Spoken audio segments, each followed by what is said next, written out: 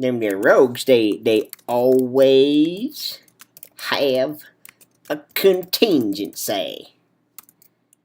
That's what makes them rogues. They'd be like hedge wizards if they didn't have contingencies. Feinter, cunning feint. Trapper, jarring hook. The trapper doesn't get cunning jar. That's a pity. Uh-oh. Now I'm confused. Okay. So this and this are options under this, the trapper? Right, so we have a feinter who's a rogue and gets cunning feint. Oh no! My dignity! My self-respect! Where did it go? And we have a trapper, not a jarrer, who gets jarring hook. And then scroll down! Oh, yeah. And then we also have draw them in. I hope I'm inferring correctly here. Caught in the trap.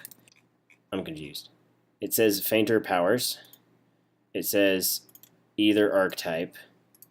Following list. I see one archetype and no other archetypes listed here.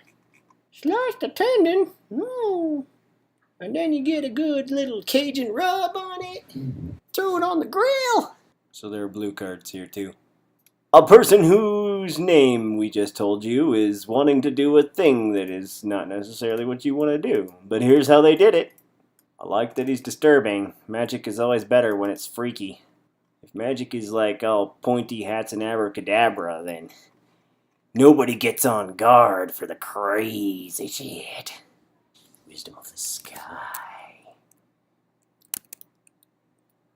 You automatically get the wisdom of the sky. That's disturbing.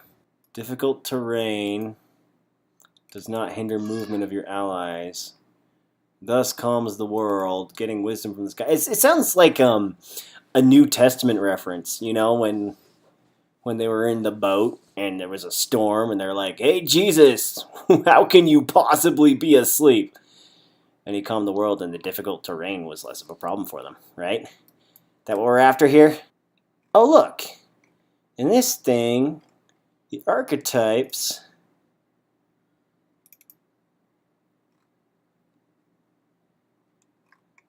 are confusing. Elements, and shadow. Shadow. This actually makes it even more problematic if you were to go back and look at the rogue. Having the names of the archetypes above in the columns, and then not having it here, having to look in here instead, throws a reader. I still don't know if from either archetype means that you are confined to the archetype you have selected, or it doesn't matter which of the archetypes you choose, you can pick up the opposite from this list of 10. This is the sort of sideways crazy shit you need from spellcasters in games. Totally awesome. I'm parsing like a thinking creature now. Once per round, while engaged with an enemy, you may change your position to another space adjacent that enemy as a free action. Oh, so you can like circle around the dude. Okay. They also like give you starting kit on a per class basis, but I thought I read somewhere that I was going to get kit based on Borkground 2 repertoire. I don't know, like, if fancy adornment is supposed to be items. Also, I mean, you don't get a literal arm Although that'd be pretty freaking awesome. Like, yeah, there's a giant in this country. His name is Law. Here's one of his big gangly arms. You can carry that around and smack people with it. That'll teach him to disobey. Oh, hey, look, I think I stumbled onto a thing. A Peerless Knight. He always gets Knight's Pride, because why wouldn't he?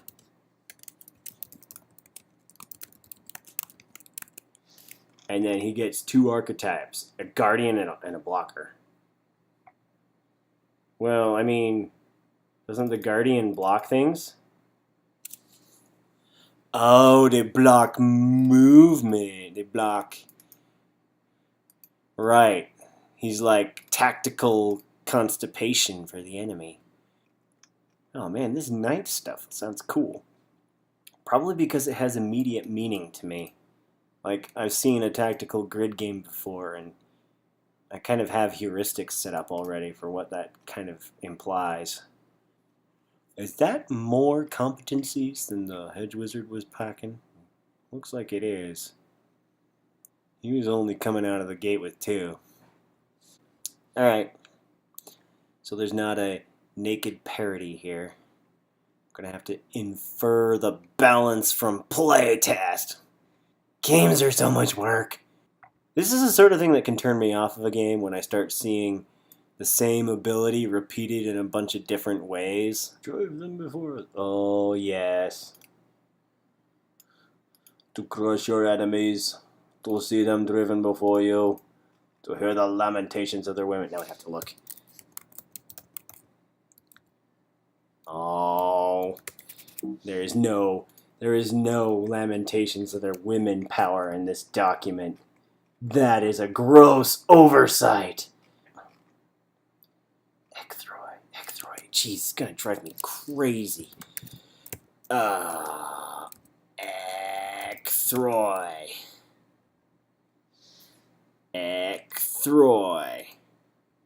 What else calls itself Ecthroid?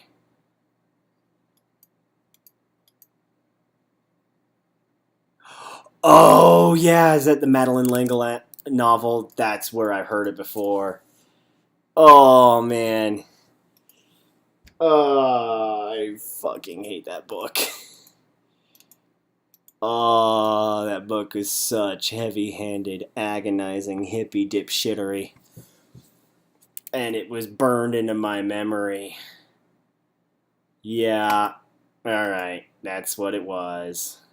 I'm sorry, I will not judge you. I will not judge you, game, for having that Greek word that was used in a different context at one time. A very unfortunate context. I need a break.